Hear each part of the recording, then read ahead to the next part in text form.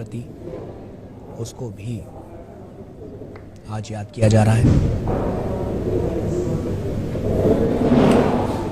सिर्फ देश हित नहीं बल्कि वैश्विक नीतियों के लिए भी ये जाने जाते हैं। जिस तरह से इन्होंने ग्लोबल मार्केट को बोला, ग्लोबलाइजेशन को देखा गया और उस वैश्वीकरण से तमाम बड़ी कंपनियों को फ़ायदा मिलता हुआ नज़र आया।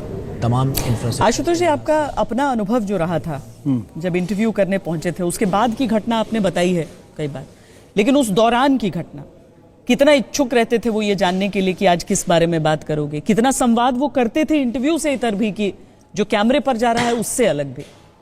बल्कि हम लोगों को बड़ी हैरानी हुई थी, क्योंकि जब हम लोगों ने वक्त मांगा उनसे इंटरव्यू के लिए तो फौरन वक्त मिल गया हमको, और जबकि हर आदमी जानता था कि वो अगले देश के वित्त मंत्री होंगे, और ऐसा उस वक्त बिल्कुल था, किसी को नहीं मालूम था प्राइम मिनिस्टर बनेंगे। और हम लोग जब उनके घर में गए तो उनके पूरे ड्राइंग रूम को पूरी तरीके से डिसमेंटल कर दिया, क्योंकि कैमरे को लगाना था, सेटिंग करनी थी। फिर हम लोगों ने पूछा मनमोहन सिंह जी कहाँ हैं? मनमोहन सिंह उस वक्त सो रहे थे। थोड़ी देर बाद जब वो वापस आते इंटरव्यू के लिए, उन्होंने एक बार भी नहीं पूछा क्या सवाल पूछना है, क्या सवाल नहीं पूछना। हाँ, जितना सवाल पूछा गया उतना ही उन्होंने जवाब दिया। बहुत कम बोलते थे, इसलिए कभी कभी बड़ा मुश्किल हो पाता था कि अगला सवाल क्या होगा। कभी एक होता है कि सामने वाला बहुत ज़्यादा बोल रहा है तो आपको कभी कभी बोलने की भी ज़रूरत नहीं पड़ती, लेकिन चूंकि वो बहुत कम बोलते थे इसलिए माफ़ करिएगा, उस वक्त का थोड़ा संभल के बोल रहे थे, क्योंकि उनको इस बात का एहसास था कि उनके एक सेंटेंस का क्या अर्थ निकलेगा। भावी वित्त मंत्री के तौर पर बोल रहे थे, लेकिन इतना नपा तुला था कि आप सोच नहीं सकते हैं। और मुझे लगता है कि उतने बड़े पद पर पहुंचे हुए व्यक्ति को हर शब्द को बहुत संभाल कर बोलना पड़ता है शायद, और वो उसकी पूरी बल्कि उससे थोड़ा कम वो बोल रहे थे। लेकिन एक चीज़ जो बहुत वो थी कि उनके दिमाग में बिल्कुल क्लैरिटी थी कि आगे के समय में भारत की अर्थव्यवस्था में कैसे आगे लेके जाना है, उस पर कौन कौन से सुधार होने हैं, क्या क्या चीज़ें करनी है, इन सब चीज़ों का आभास उनकी बातचीत से मिला था। दिल की बीमारी तो उनकी लंबी रही, 5 बार उनका बिल्कुल, जब वो प्राइम मिनिस्टर थे उस वक्त भी उनको बाईपास सर्जरी हुई थी। बाईपास सर्जरी 5 बार बाईपास सर्जरी हुई। लेकिन जिस तरीके से वो आखिरी समय तक भी, जिसका जिक्र प्रधानमंत्री ने भी किया अपनी श्रद्धांजलि में, और उससे पहले भी संसद के भीतर, कि जब युवा सांसद या फिर बाकी सांसद किसी दूसरे किसी सामान्य से काम का हवाला देकर महत्वपूर्ण दिनों में संसद में नहीं पहुंचते हैं, वो अपनी बीमारी के बावजूद व्हील चेयर पर बैठकर भी आते थे। और जाहिर है कि ये निर्णय केवल और केवल उनका ही रहा। आशुतोष, बिल्कुल आपको याद होगा कि जब दिल्ली का जो सुप्रीम कोर्ट में फैसला आया कि लेफ्टिनेंट गवर्नर के पास जितने पावर्स हैं वो शायद ज्यादा हैं, जो चुनी हुई सरकार के पास ज्यादा पावर होनी चाहिए, और lieutenant governor will be bound by aid and advice to chief minister in the cabinet. और उसके बाद केंद्र सरकार ने उस फैसले को बदला, अपॉइंटमेंट्स और सर्विसेज को लेकर एक कमेटी बनाई, और उस कमेटी के चेयरमैन के तौर पर हालांकि मुख्यमंत्री थे, लेकिन 2 और लोग भी थे, वो सरकार के लोग थे, ब्यूरोक्रेट्स थे। तो उससे ये संदेश गया कि सरकार ने सुप्रीम कोर्ट के फैसले को बदल दिया। जब उस पर पार्लियामेंट के अंदर जब वोटिंग होने वाली थी, उस वक्त मनमोहन सिंह जी व्हील चेयर पर आए और उन्होंने वोट दिया, ये जानते हुए भी कि उनके वोट से कोई बहुत ज़्यादा फर्क पड़ने वाला नहीं है, क्योंकि सरकार के पास बहुमत है और विपक्ष के पास बहुमत नहीं है।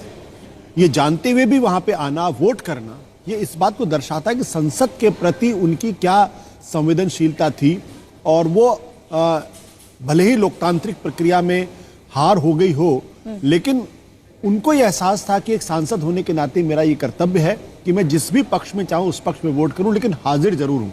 तो वो एक कमिटमेंट है। और ये बहुत जवाहरलाल नेहरू के बारे में भी कहते हैं कि जब वो देश के प्रधानमंत्री थे तो पूरी संसद की डिबेट में बैठते थे, सांसदों के सवालों के जवाब देते थे, और जब नेता विपक्ष या विपक्ष का कोई नेता माफ करेगा जब बोलता था तो बहुत रैप्ट अटेंशन के साथ उसको सुनते थे। आप सोचिए वो जमाना था जब खुद उनके अपने जो सन इन लॉ थे फिरोज गांधी, जो कांग्रेस पार्टी जुड़े हुए थे, कितने तीखे हमले जवाहरलाल नेहरू के ऊपर किए थे।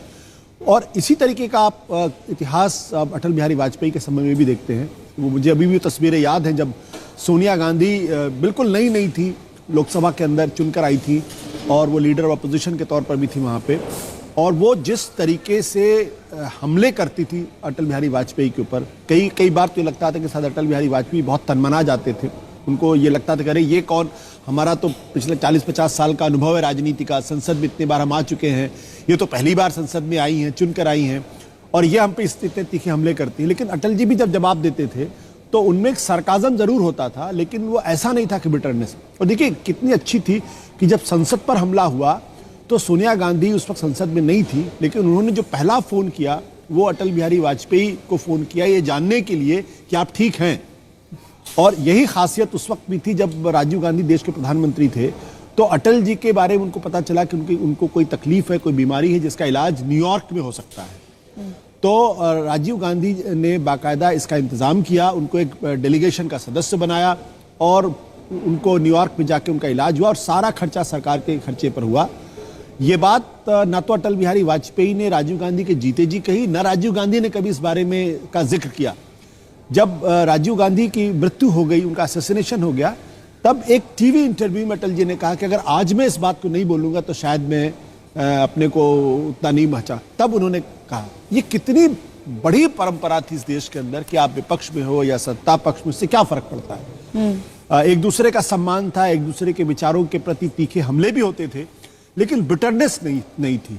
मनमोहन सिंह उसको पूरी तरीके से आत्मसात करते थे। और मैंने कहा ना कि वो तस्वीर मुझे भूलती ही नहीं कि जब सुषमा जी ने उनके ऊपर हमला किया और उसके बाद ये कारवां क्यों लुटा, जो बड़ा मशहूर शेर है, और सुषमा जी कह के बैठी, उनको लगा आज तो मैंने प्रधानमंत्री के ऊपर इतना तीखा हमला किया। आप देखते प्रधानमंत्री क्या बोलते हो, प्रधानमंत्री जी खड़े होते हैं और उसके बाद वो कहते हैं, माना कि तेरी दीद के काबिल नहीं हूं मैं, मेरा शौक देख, मेरा इंतजार देख। और उसके बाद सुषमा जी के चेहरे पे जो मुस्कुराहट आती है, एक निरुत्तर होने का भाव आता है और पूरा संसद ठहाके लगाता है, तो वो बड़ी खासियत थी।